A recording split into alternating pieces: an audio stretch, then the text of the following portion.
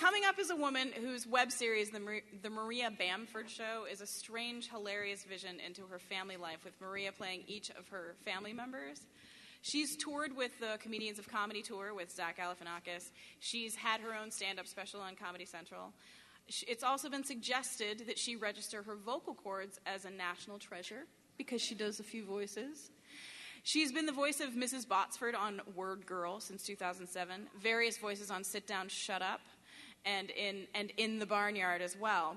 But we have actually discovered some Maria Bamford credits that you may not have heard of, and we're going to play them for you tonight. She was also the voice of the Tinker Toy in Disney Pixar's Toy Story 3. Kiss me, I'm a choking hazard.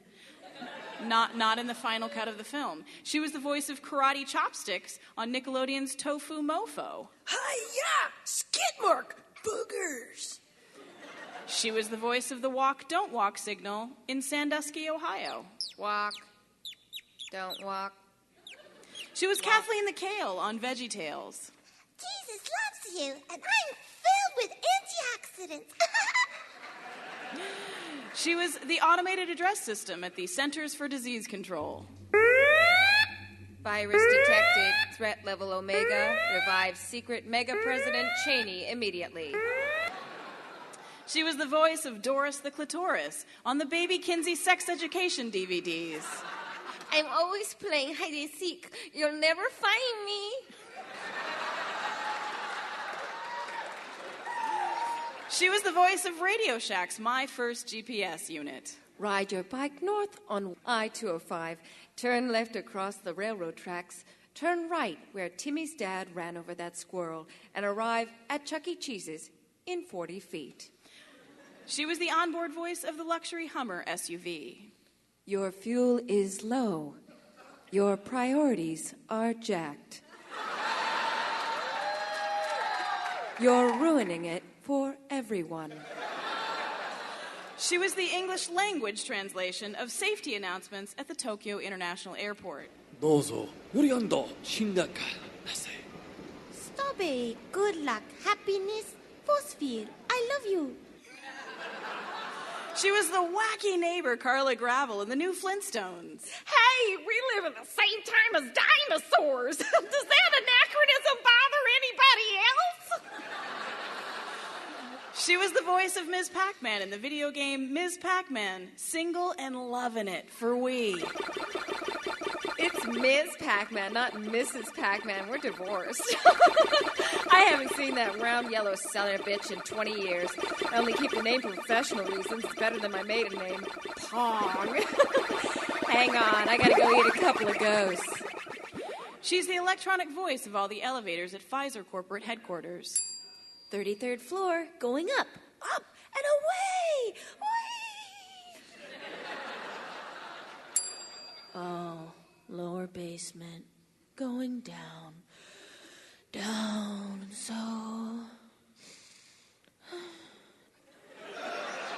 down. That wasn't me. It sounded like you. It was me. And she was the voice inside the head of the sketchy guy at the bus station. Kill them all. No. Do it, man. Kill everybody. No, I'm not gonna do it. Grab something pointy and kill them all. No, thank you. Come on, kill. No. Okay, go eat something out of the garbage. Okay. So she's done quite a few voices, and tonight you'll hear her do her own. Please welcome Maria Bamford to Livewire.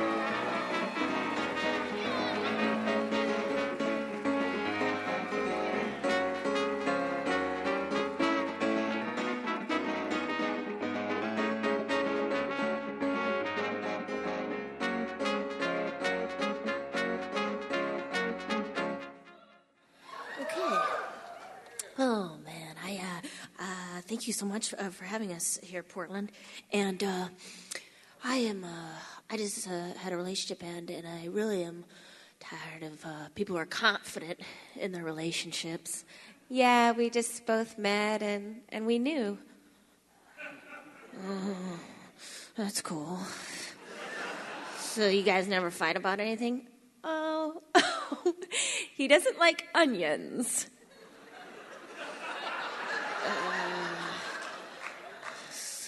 So you guys never, you don't have any issues you had to work through with like a workbook? If I were you, I'd watch out for red flags. Oh, okay. But what if I'm a flag factory that only manufactures giant red flags?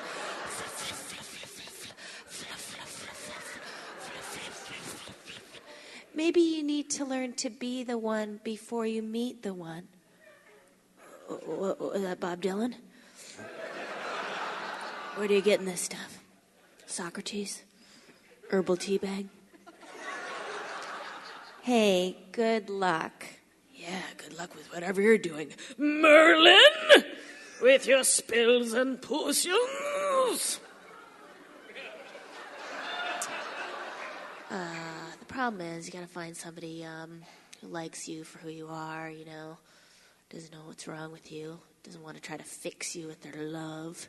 And I'm not the healthiest eater. Sometimes for breakfast I like to have a mug of choc chip ice cream, choc chips up top. Sweet power surge, get the little lady started. And my buffet said, hey, why don't you try something healthier, like a piece of whole wheat toast with a banana, an actual banoon, peeled, spread upon it, because that's good. I said, yeah, no, I can't do that, because I'm not a liar. Because that's not good. That is not delicious at all.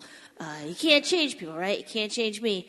I'm a gypsy, I'm a sea cow. Yeah, I know the motorboats are going to hit me, but this is where I fucking swim.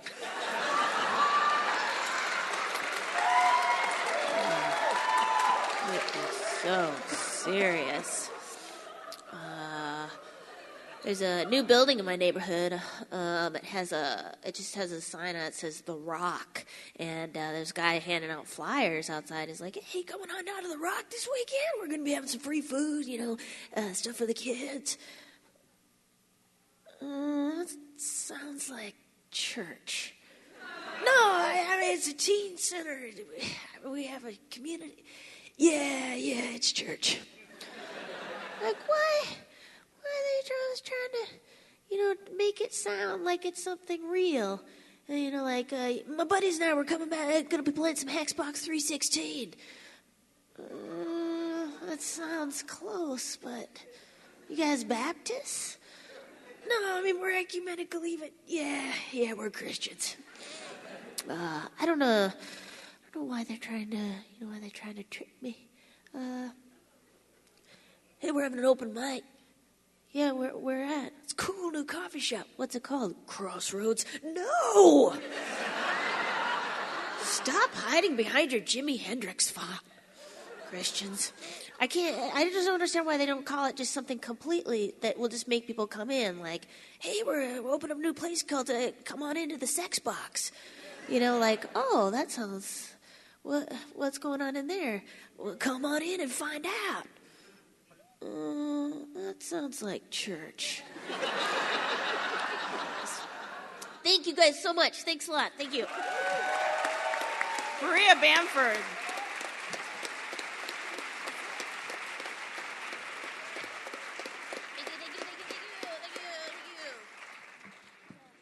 Welcome to Livewire, Maria. Thank you so It's great much for having you me here. on the We're very program. excited. We're the staff is kind of big fans. Big Maria Bamford That's real big nice. Maria Bamford fans. Thank you. So you do have this web series it was on Super Deluxe, and now you can find it on the YouTubes if you look for it. It's just called The Maria Bamford Show. Yeah. And you portray all the members of your family, and probably some acquaintances as well. How did that affect your relationship with your family after you did that? I think the only my mom had been doing her for a long time, so my mom doesn't care, and she likes answering people's emails off the internet for advice. So she enjoys whatever pieces of fame she gets, and my dad doesn't mind. My sister, it was a bit harder, because I think I portray her as being kind of not super nice, right?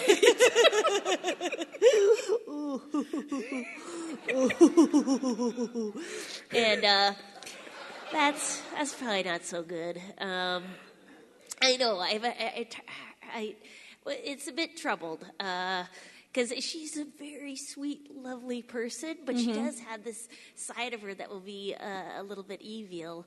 And so, but I focused on that rather than her sunny. She has a very sunny personality. She has lots of energy, and she's a lovely. She enjoys person. decoupaging. Oh yeah. Well, she likes. Now she's doing decorating, and as she cuts up the dead into chunks, she's a pathologist. No, and she's really getting. My new joke is we're getting really competitive spiritually because she's totally into that stuff now. And she's like, Maria, you read that new book? Power of Now? "Yeah, I read it like yesterday. Okay. You meditating? Doing it right now. Breathe in, breathe out. Totally mindful." Okay. Because it's really important to live in the moment. I've been living in the moment since 2005. Ooh, maybe you need to stop reacting and start responding. Oh, I'm sorry, I can't hear you because I'm detaching with love.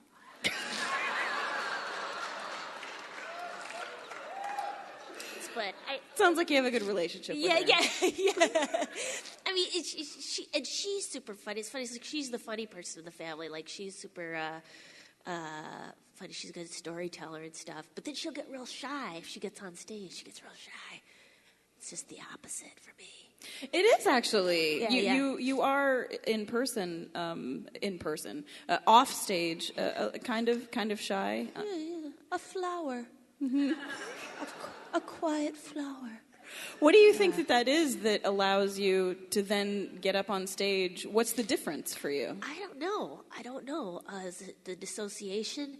Because whenever I was a kid, my mom said the first time I went up on stage for anything, I just lit up. Like, was just like really, at least that's the story now, of course. Who knows if that's true? Oh, history. And can be repainted in whatever which way you wish. But I think I did enjoy it. I remember always looking forward to it. And maybe it is because you're amplified and lit. And you can, like, I didn't really get a lot of chance to talk as a kid. Like, I wasn't a big, I didn't have a powerful enough point of view to talk that much. So this way, hey, nobody can stop me. It's true. Unless they got another microphone. Well, I'm trying to ask as many people as possible. Oh, sorry. I'm trying to ask as many people as possible tonight. Do you remember the first moment that you knew that you were funny? I think I convinced everybody one year to call me Blueberry. And I know that people thought that was fun, and I was like, I don't see why. It's just perfectly reasonable. I like to wear my corduroy pantaloons, and I would like to be called Blueberry. It's just for, one summer. I think I was like 5. That's what I wanted.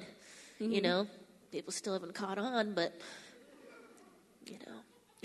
people would laugh. Yeah, people would laugh. Or some people, I remember in junior high, people thought I was a dum-dum, you say something funny sometimes when you're a girl, then they go, like they think you said it without thinking about it, that you're an idiot. It's like, no, I planned that.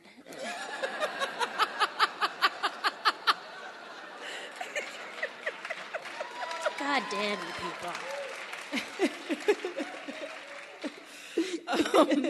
I was just waiting for the right time.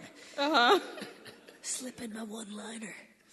Well, one theme that you actually have in your work, you have sort of this mental health theme in your work, where you actually kind of talk about, you've had some sort of OCD experiences in your life, and you talk about it. And there's a lot of creative people, a lot of comics actually, who have issues, and people aren't as open about it. Why do you feel like you can do that? Well, it seems like a lot of people are talking more about it. It's really exciting. Like, I've just heard a couple sets this weekend with people talking about mental illness things, and I was like, all right, because I do feel like everybody's weird in some way, and it's like you'll talk to any normal person for enough time, and they'll let something weird drop, like just our family's just doing really great. I love my job. It's a great job. Sometimes, if it's not too busy at work, I baby wipe my neck, and then I scrape off the skin, and then I just put it in an envelope. But, you just never know. Right. Like, everybody has Right. something odd. Yeah. And I like talking about that stuff. And I don't know if that's I always get mad with, like, they have casting things in LA and they'll say, she's crazy. And I'm like, what in the DSM-4 are you talking about? Is it, Right. Is she manic? Is she depressed? Does she have a personality disorder? Mm-hmm. Or is she just has big earrings? Is that what you mean by crazy? It's probably what they meant by crazy. Exactly. Yeah. Before you go, actually, and I know people probably are kind of annoyed when people ask them to do things, but one of my favorite things that you did in your holiday special were the songs with the disclaimers. Oh, yeah. Oh, that's Could you do a nice. couple of Yes. disclaimer Sure. songs? Like, just saying that every love song should have little footnotes at the end of each verse. You know what's more realistic. I would cross an ocean for you. If that ocean led to an English-speaking country, because at this point in my life, it would be really difficult to learn a second language fluently, not to mention the anti-American sentiment, we'd have to talk about it.